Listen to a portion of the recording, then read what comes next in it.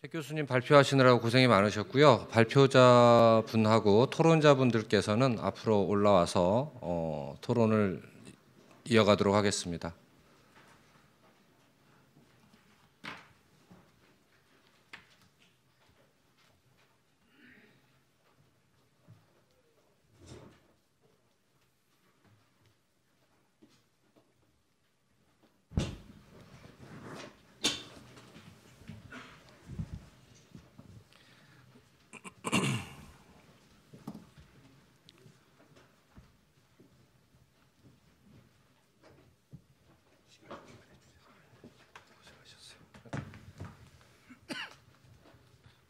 자, 토론자 발표자분께서 자리에 앉으셨기 때문에 시작을 하도록 하겠습니다.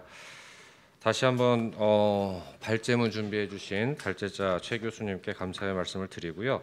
토론 순서는 이게 뭐 지금 딱히 정해진 게 없어서 제가 임의로 배정을 좀 해봤습니다. 뭐 토론자분들께서 다 흔쾌히 받아들여 주실 거라는 전제하에 이렇게 시작하겠습니다. 먼저 최 교수님께서 발제를 해주셨으니까요. 또 학계에서 최 교수님 발제에 대해서 어떤 의견을 갖고 계시는지 학계의 그 홍문기 교수님하고 이시훈 교수님께서 토론을 해주시고요.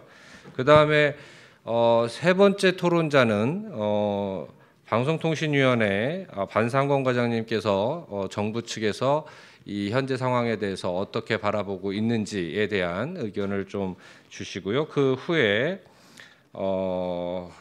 김동원 언론노조 정책협력실장님께서 또 필드의 이야기를 좀 우리들에게 전해주셨으면 좋겠고, 이어서 최동호 한국지역민영방송협회 사무총장님께서도 해주셨으면 좋겠고요.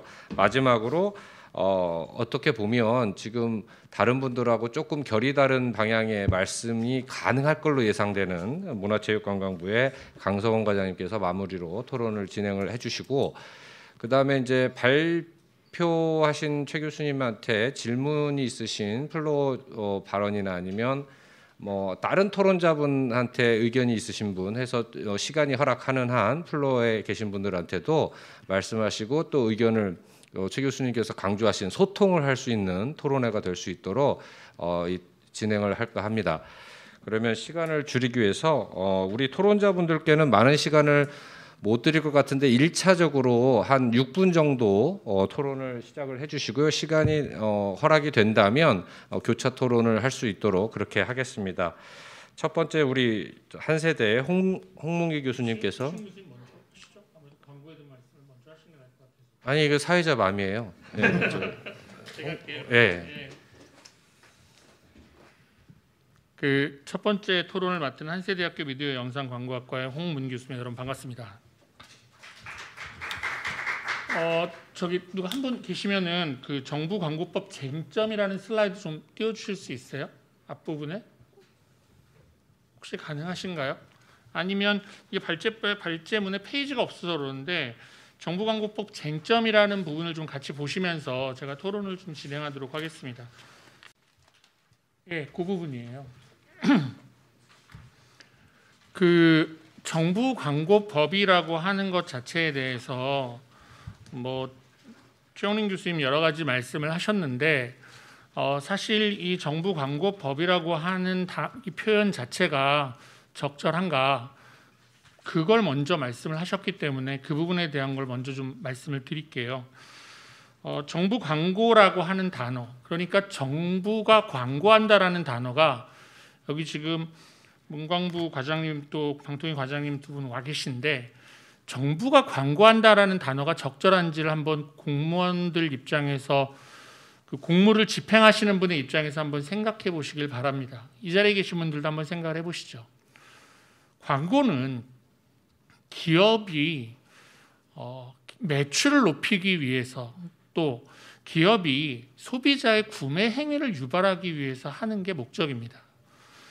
그러니까 정부가 하는 것을 광고라고 할 수 있느냐에 대해서부터 논의가 시작될 필요가 있을 것 같습니다. 그러니까 실제로 이와 같은 행위들, 정부가 공중을 상대로 또는 국민을 상대로 아니면 정책 수혜자들을 대상으로 커뮤니케이션을 할 때 사용하는 단어는 최영린 교수님 말씀하신 것처럼 퍼블릭을 상대로 한 커뮤니케이션입니다. 그런데 우리는 이 표현을 광고라고 사용을 하고 여러 나라에서 사용하는 이 퍼블릭 커뮤니케이션이라는 단어를 정부 광고로 번역해서 사용하고 있습니다. 그러면 정부 광고법에서 표현하고 있는 이 광고라는 단어가 적절한가? 정부 광고법, 흔히들 그렇게 얘기하죠. 정부 기관 및 공공법인 등의 광고 시행에 관한 법률을 살펴보시게 되면 정부 광고도 나오고요, 홍보도 나오고요, 또 공익 광고도 나옵니다. 그러니까 개념에 대한 혼재가 집대성되어 있는 곳이 정부 광고라는 거죠. 지금 이상민 의원님하고 김영식 의원님 지금 잠깐 나가신 것 같은데, 사실은 국회에서 제일 먼저 해야 되는 일이 저는 이 일이라고 생각합니다.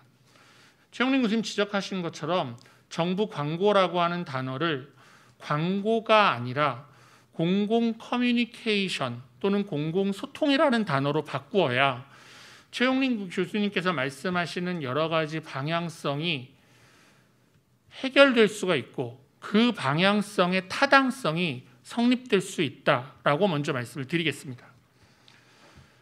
제가 좀 전에 정부광고법 쟁점에 대한 슬라이드를 보자고 말씀을 드렸는데, 제가 지금 말씀드린 바로 이 맥락, 정부 광고가 아닌 공공소통, 퍼블릭 커뮤니케이션의 관점에서 이 쟁점들을 살펴보게 되면 정부 광고 수탁의 단일화와 복수화의 문제는 정부 광고를 집행하는 데 있어서, 퍼블릭 커뮤니케이션을 진행하는 데 있어서, 공공소통을 수행하는 데 있어서 어떤 매체를 사용하는가의 문제입니다. 또 그 매체를 누가 담당하는가의 문제에 대한 겁니다. 그래서 그 매체를 담당하는 프레스, 그러니까 신문이나 인쇄매체를 담당하는 언론진흥재단과 방송매체를 담당하고 있는 코바코, 한국방송광고진흥공사 간에 정부 광고라고 하는 또는 이 퍼블릭 커뮤니케이션이라고 하는 영역에 있어서의 발생하는 예산, 이 예산의 문제를 어떻게 쉐어할 거냐에 대한 갈등이 됩니다.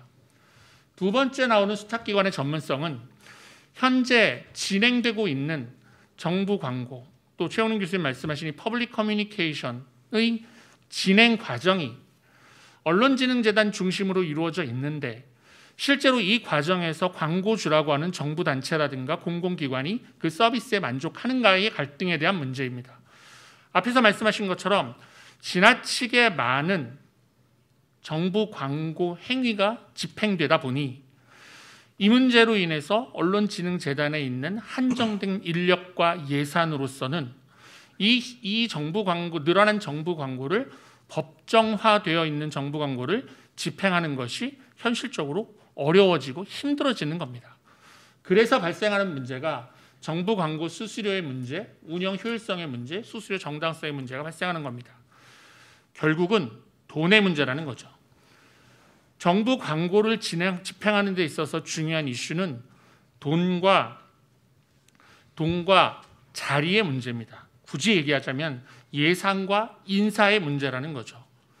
정부 광고의 문제가 본질적으로 돈과 조직의 문제, 그러니까 누가 돈을 더 많이 벌고 누가 더 정부 광고를 통해서 수익을 많이 내는가, 또는 그렇게 해서 번 돈이 어디에 모여 있는가, 이 문제가 지금 우리 정부 광고를 둘러싼 이슈로 등장하고 있다는 겁니다. 사실 그 정부 광고와 관련해서 정부 광고의 단일 수탁기관으로 지정되어 있는 언론진흥재단에서 이 문제를 다룰 때 이렇게 많은 매출이 늘어날 거라고 생각하지 못했어요. 지금 1조가 넘거든요. 원래는 6천억 원 안팎에서 2018년도까지만 하더라도 658억의 수수료가 있었습니다. 10% 예산이니까 6천원에 658억이라면 쉽게 이해가 되실 거예요. 그런데 지금 이제 1조 원의 매출이 나오는 상황이 됐으니 정부 광고 수수료율은 더 올라가겠죠. 그러면 이렇게 돈이 쌓여져 있을 때 이 돈이 어디에 쓰이는 것이 바람직하냐라는 겁니다. 잘 생각해 보시면 이 돈은 본질적으로 국민의 세금입니다. 국민의 세금을 수수료라는 명목으로 거둬들여서 쌓아두고 있는데 이 쌓아둔 것을 어디에 써야 하는가의 문제로 귀결된다는 거죠. 그래서 이제 여러 가지 이슈들이 발생하는 겁니다. 과연 이 돈을 어떻게 써야 국민을 위해서 효율적으로 썼다고 말할 수 있겠는가? 저는 효율성, 즉 정부광고법에서 강조하고 있는 두 가지 정부광고법의 목적, 효율성과 공익성 중에서 지금 논란이 되는 포인트는 효율성도 있지만 그건 제가 아까 말씀드린 것처럼 정당성의 문제, 전문성의 문제에서 얘기가 되고 있지만 공익성의 문제 못지않다고 생각합니다. 특히 지역 1분 내로 끝내도록 하겠습니다. 특히 지역 방송사들이 이 이슈에 관심을 갖는 이유는 이 돈을 지역 방송 발전을 위해서 활용하는 것에 대한 제안을 하고 있기 때문입니다. 그런데 실제로 퍼블릭 커뮤니케이션 영역에서 지역 방송의 역할은 무엇인가? 이 부분은 지역 방송이 스스로 되돌아볼 필요가 있다고 생각을 합니다. 좀 정리해서 이제 말씀을 드리겠습니다. 지금 이와 같은 논의, 최영린 교수님이 말씀하신 이와 같은 논의는 결국은 우리나라가 다른 나라와 달리 정부 광고라고 하는 것을 다른 방식으로 이용하고 있다는 겁니다. 국민의 혈세로 집행되어지고 이루어져야 되는 정부 광고라고 하는 행위가 즉 퍼블릭 커뮤니케이션이라고 하는 것이 국민을 위해서 사용되고 있는가에 대한 회의감. 두 번째는 과연 국민을 위해 사용한다라는 것은 무엇을 의미하는가에 대한 본질적인 문제. 그리고 이 과정에서 공익성의 의미가 지역의 지역성, 그러니까 아까 제가 말씀드렸던 그 지역 그 다양성을 위한 지역적 다양성에 근거한 공익성의 의미와 접목되기 때문입니다. 그렇다고 한다면 지금 얘기되는 여러 가지 이슈들, 여기에 나와 있는 많은 이슈들을 단순하게 광고 영역에서만 다룰 거냐, PR 영역에서만 다룰 거냐, 언론 영역에서만 다룰 거냐 문제는 아니라고 생각합니다. 제가 이제 제안드리고 싶은 것은 정부광고법의 문제는 사실상 정부광고법이라고 하는 걸 통해서 만들어지는 재원, 그러니까 수수료를 기반으로 한 어떤 수익이 있고 또 코바코에서 공익광고를 코바코라고 하는 곳을 통해서 만들어지는 방송통신발전기금의 지원을 통해서 이루어지는 또 사업의 영역이 있습니다. 이 사업의 영역을 하나로 합쳐서 공공 커뮤니케이션을 집행할 수 있는 재원으로 구축하고 그 양자 간의 조직, 지금 양쪽 다 나오셨는데 방송통신위원회와 문화체육관광부를 합할 수 있는 조직을 기반으로 해서 퍼블릭 커뮤니케이션, 국민을 위한 공공소통 정책 방향이 만들어져야 이 문제가 해결되지 않을까라고 생각이 듭니다. 한 가지 더 덧붙여서 말씀드리면 지금 우리는 정부 광고에 대한 얘기를 하고 있는데 제가 말씀드리고 있는 내용은 정부 광고라기보다는 공공 정책을 집행하기 위한 공공 정책을 집행하기 위한 공공소통, 공공 커뮤니케이션의 정책을 이번 기회에 세워야 하지 않을까 이렇게 생각이 됩니다. 이상입니다.